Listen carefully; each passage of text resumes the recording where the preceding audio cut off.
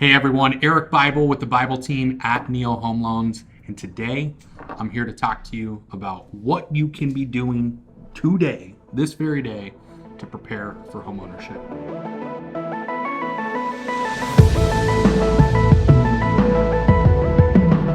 If you like the content that you're seeing here, please like, subscribe, comment, share. This helps us continue to push this content out at a global level.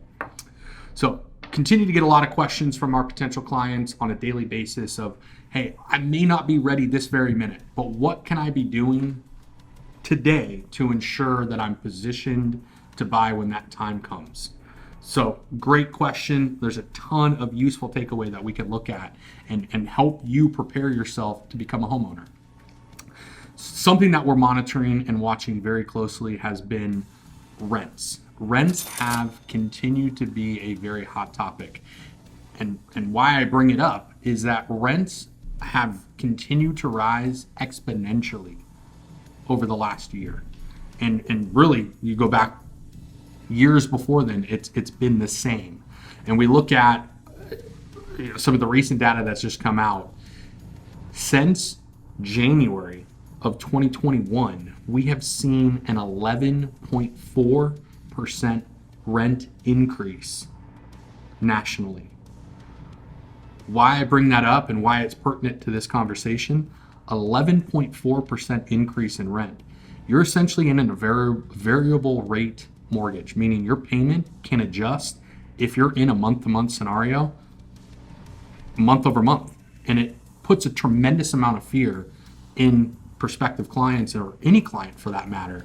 And really the one biggest takeaway from that is, if my rent's rising, my income is fixed, how can I prepare or save for a down payment?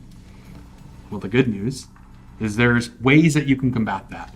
And really what I advocate and share with all my clients is start saving.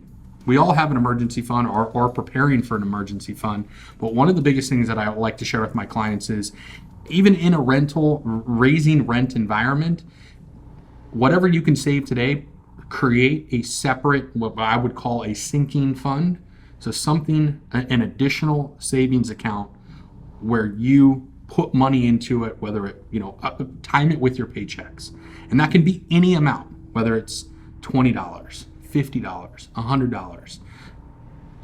Maybe don't go to Starbucks as many times. Maybe don't eat out as much. But whatever you can put away, and it has to be a separate account, cannot be in the same account, because as individuals, if it's in one fund, if it's there, we're going to spend it. I know I'm a victim of it as well. But if you create now a separate fund where you do auto transfers when you see an inflow of funds, and it automatically goes to that separate account, that now creates a baseline for your potential home down payment down the road. That's one aspect. The second aspect that I like to advocate is really assessing your finances and working on your credit. And what does that mean? Assessing your finances. So really looking at what you're spending on what and when, and understanding, hey, where can I potentially make adjustments? So as I said, in creating that separate fund, about cutting back the number of times that you go to Starbucks or eat out. There's that $6 cup of coffee that you grab every morning. Well, you can grab a can of beans at home for $10 and make coffee for the month.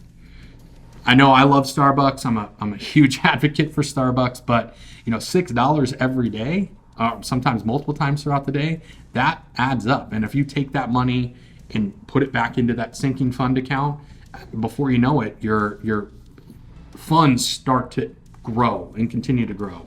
So that's one thing to definitely look at, really assessing where your spending habits are and putting through plans where you can now channel those funds into saving. Another piece is looking at your credit. And really this is where connecting with a trusted advisor to help guide through the credit process. I've been there. I personally remember a time, right in college, opened up a credit card and made some poor choices which really dragged my score down. And it was because I did not have access to information or knowledge around credit. So, with getting the access down road by speaking to a trusted advisor, I was able to ultimately rebuild my credit and put me in a position to buy a house for my family. I advocate the same for you. You should not feel shameful about your credit. Credit is such a quintessential piece to your financial health, and there's so much misinformation out in market where if you're not taking the necessary steps to ensure that you're financially positioned, you're doing a disservice to yourself. And here, this, financial literacy, credit literacy, there's so much information that my team and I would love to help work through. And that really, having those pieces together, we find that 1 in 4 credit reports have some form of inaccuracy or just some misinformation around, well, if I do this, if I close this account, it's going to help my credit score. Having a firm understanding today can really set the tone for 6 months, 12 months, 24 months down the road. The actions we do today can really position you downwind. That dovetails into starting the conversation early with a trusted advisor. So if you're in the idea or mindset that, hey, I want to be a homeowner at some point, whether it be today or downwind, starting the conversation early can put you in a significantly better position than not. And here really our advocation is to create sustainable home ownership.